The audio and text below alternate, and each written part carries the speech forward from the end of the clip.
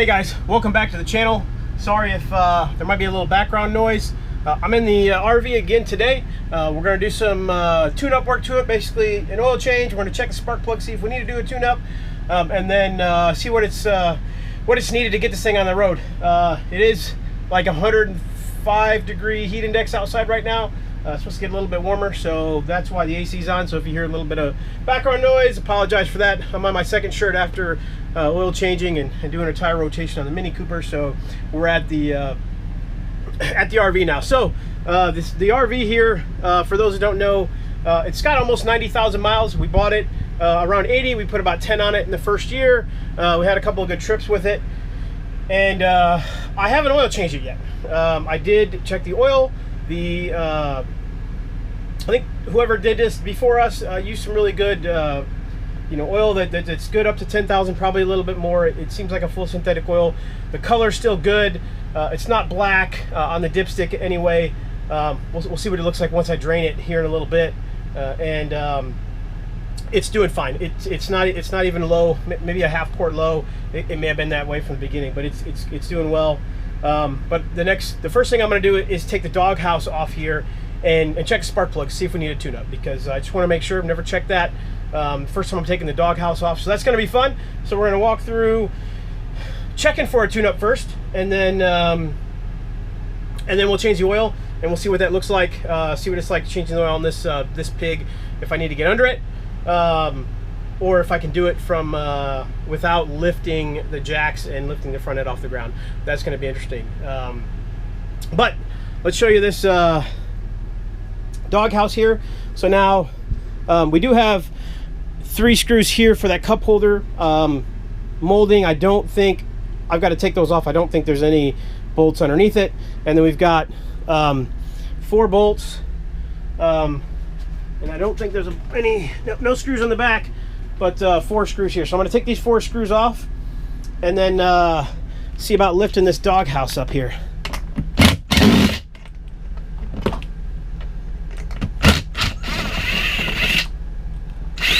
Nice.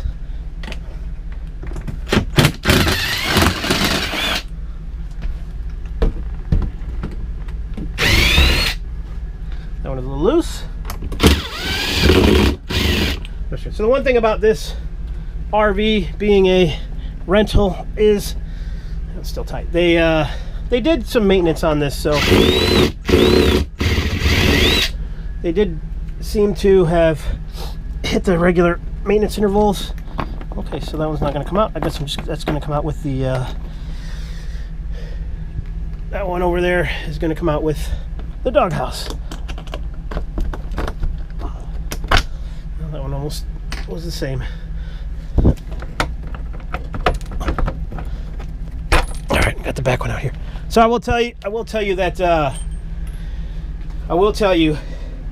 the first thing I did was get out the shop vac and make sure it was clean all around, clean inside, just to make sure it's all clean.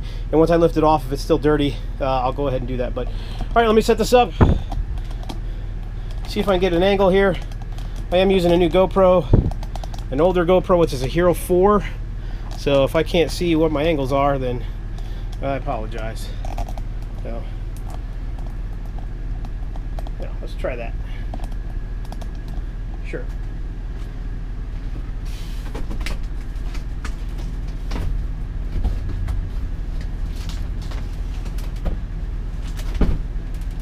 Pretty easy. I mean, the biggest problem so far was it's just stuck to the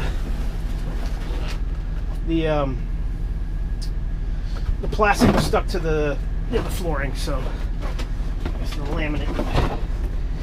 Oh, actually comes out pretty easy. I'll slide it back here. All right, slide it back behind the RV. So this is actually pretty nice.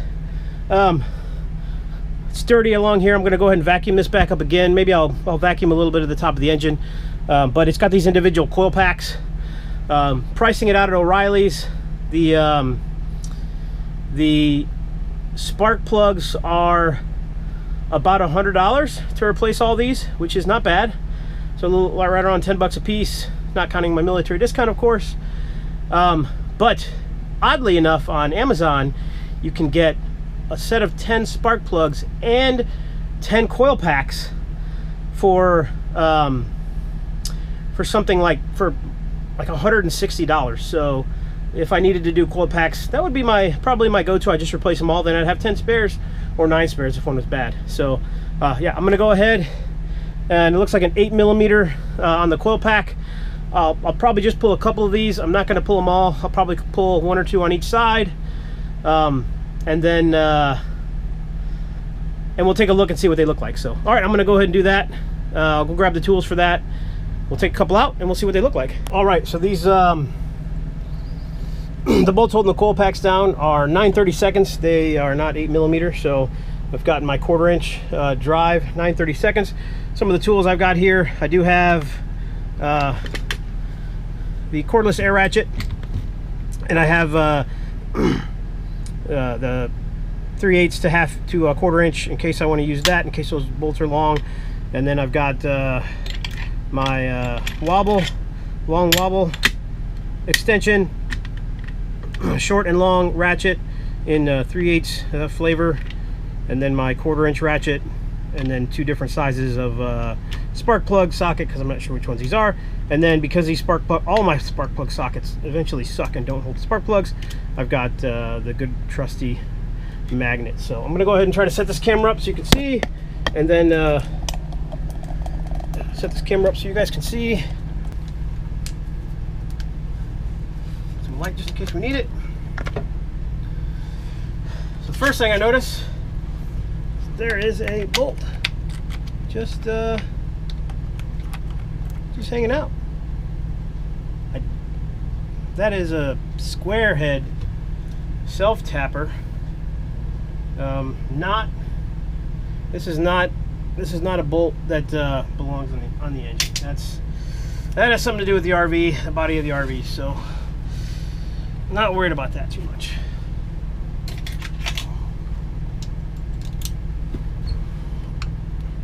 I'm gonna start with this one. I think this will be a good one here.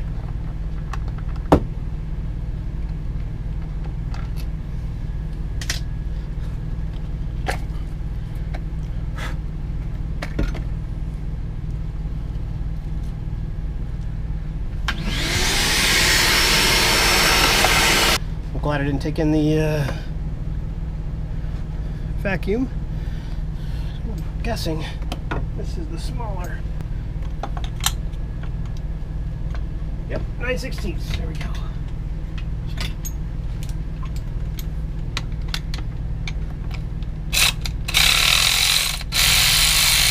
Knowing what Fords do, probably shouldn't have started with the cordless, but you know, gotta live dangerous. I don't know if you'll be able to see this, but this is get a couple little. This is a Motorcraft Platinum, and yeah, it's actually in really good shape. So I don't think these plugs were put on too long ago. It looks like they might have put some dielectric grease up here, so that is good. I don't see yeah, I think I see a little bit of never sees on the thread. So I think I'll do the same thing on the other side. I'll pull one plug out. If they're just as good as this one, then I'm gonna put this back together. This does not need spark plugs. I'm glad. This is ridiculous. 10 of these is $100. This is a $10 spark plug. That's ridiculous. Yeah. So I'll put these back in, and I think for the spark plug check portion, we are good to go. And this is this one is all set. So I'll check these, and then yeah, then we'll look at changing the oil. All right, so I will say that a tune-up on one of these V10s with this doghouse is actually quite easy to do. As you saw, they pop in these. I actually think the coil bolt, even though I use, was it 9/32, it's a 7mm. So a 7mm, pretty sure it's 7mm. So to take that bolt off, make sure you got a tray here. Pop that coil pack off, drop the 9/16 spark plug socket down there with a long extension, and you're good to go. So when I put it back together, I did use a short handled ratchet to make sure I don't over torque them putting them back in. I did use that cordless ratchet, but I think it was fine. So I think someone said the thread problem and the helicoil issues with these Ford Triton engines, someone said they fixed it around 2006, 2007. So if you got a 2015 and newer, maybe a little bit older than that, 2010 and newer Triton engine, you shouldn't be as worried about those threads just becoming one with your spark plug as you pull it out. That can be a nightmare. But the other tool that is extremely important here was the shop vac.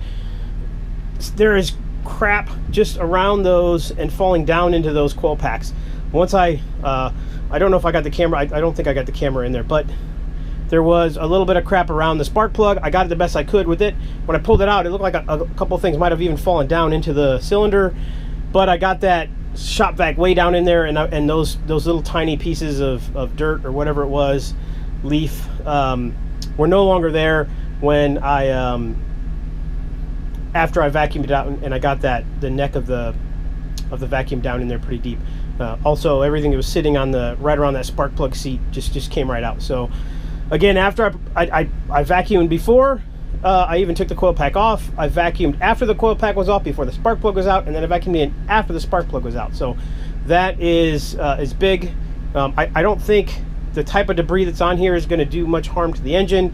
Obviously, maybe you could you could gouge a good solid piece of sand or something could potentially gouge maybe the exhaust valve seat or something like that, but it's probably small enough that it's going to blow right out the exhaust and you won't have to worry about it. But better safe than sorry. And again, taking those spark plugs out, unless you've done this and you've got plenty of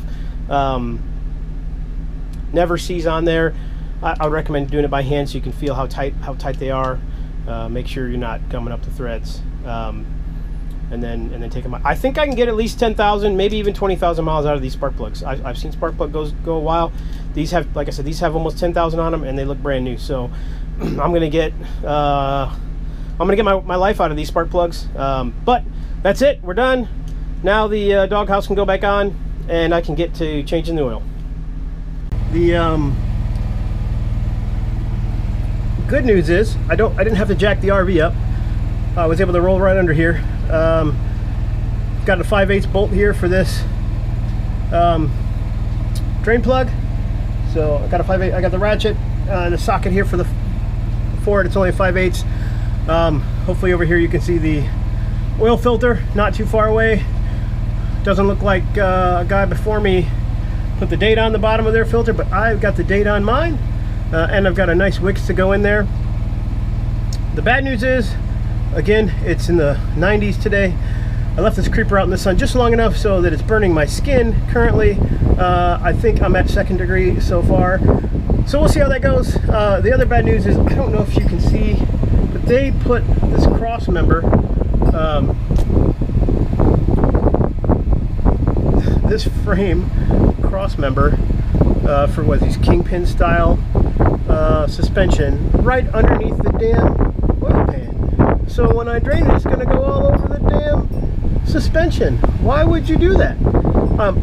I know there's some flexible funnel things that you can have and make for this. I don't have those, so I've just see if you can see. I don't know if you can see how well you can see that, but I lined this up best I could. So I get the the arc gets into here. I've got some pig mat standing by. I'm going to use a glove when I do this. So let's see how well I do. Snap on here to off. All right. Try to keep my Apple Watch dry. Good luck. Oh, come on. Yeah, not too bad.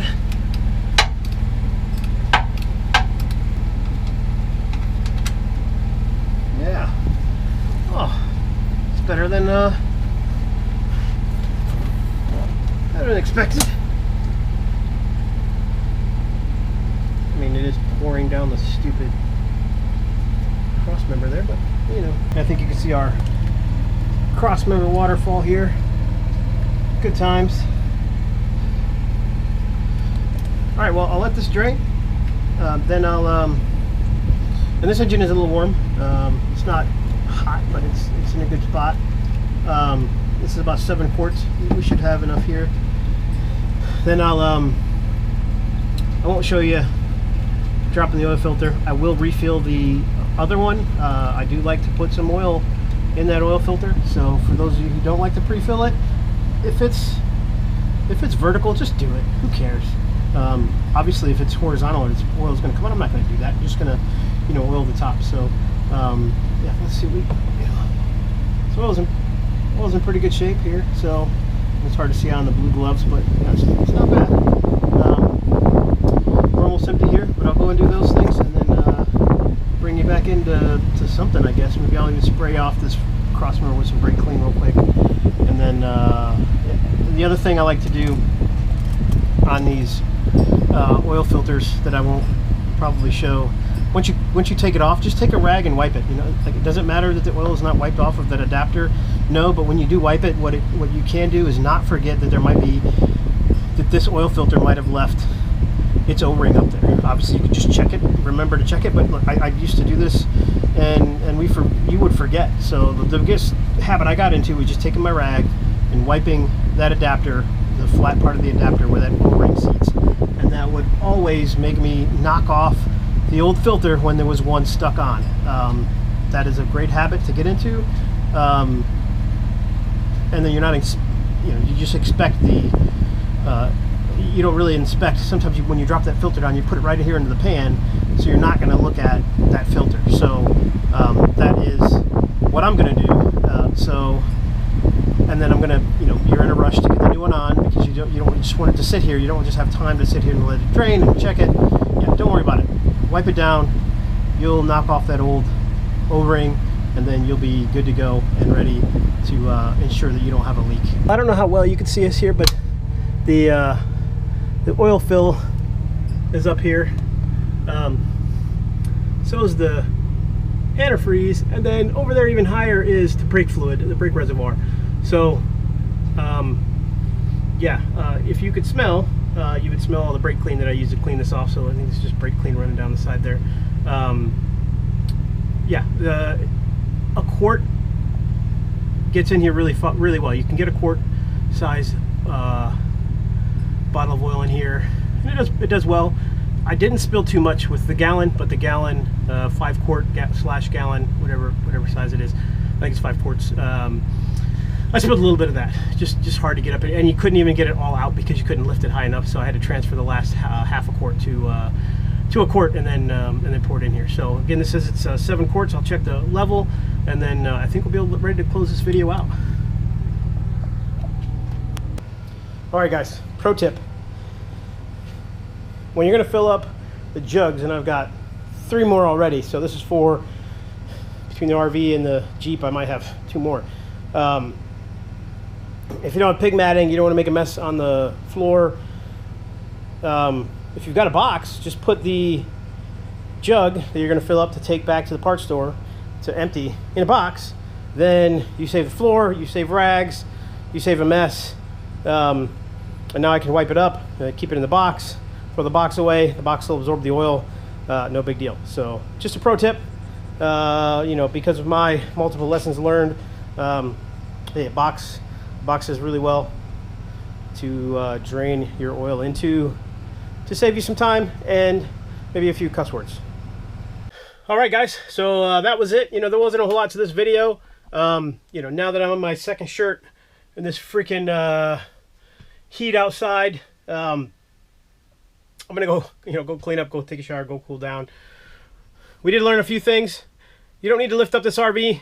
Probably most RVs, I would say, you probably don't need to lift up to do the oil change. 5/8 on these Triton V10s, a 5/8 socket. Please don't over tighten your oil filters. Good news and bad news about this RV being taken care of, kind of taken care of because it was a rental. I think they were required to do some maintenance on it. The spark plugs look like they were put in. They were put in well, and they're in great shape. You know, they used never seized on the threads. They used dielectric grease on the boots of the coils. That's good. What wasn't good is whoever did the oil change on this cranked the crap out of the oil filter. It was on there. It took me quite a bit to get it off. I had to get, I have a kind of like a pliers type oil filter remover. That did not work. So I got the regular style one that's the band and had to get all the way up on top. Luckily, I can get full extension of the handle and it doesn't have to be bent. And I twisted that off and with considerable effort and force, and it finally came off. Cleaned it up, put it in with 7 quarts. We are right at the full mark, and it's doing well. So we were about a quart low because maybe even a quart and a half, because when I drained out the oil pan, we had a little, there's a little over 5 quarts there, so maybe 5.5. So we were about a quart and a half low. We'll keep an eye on that, but it doesn't seem to be burning off oil or doing anything else, so we'll see. Something that I didn't show you that I did was, this is what, like a 60-gallon fuel tank. I put 3 large truck and SUV bottles of Seafoam in the gas tank because, you know, this is over almost 90,000 miles. Also, the generator has a lot of miles on it, so, or hours on it, so I wanted to see what that would do, see if it'll make the generator run a little better. It doesn't run terrible, starts a little slow. I think I need to do some maintenance on that. That'll be another video here coming up when it cools down a little bit outside, I think. But for now, it works. Like, it's just slow starts, but then it runs decently fine. You know, we did an overnighter in a Cracker Barrel parking lot not long ago, and it ran great. It did just fine. So generator all night so the AC could run. It was good to go. But you know, everything else we'll take a look at and see if there's anything else we need to do. But I think that wraps it up for this RV video. Thanks for watching. Please like and subscribe. Thanks for sticking around this long, and we'll see you guys in the next video. Thanks.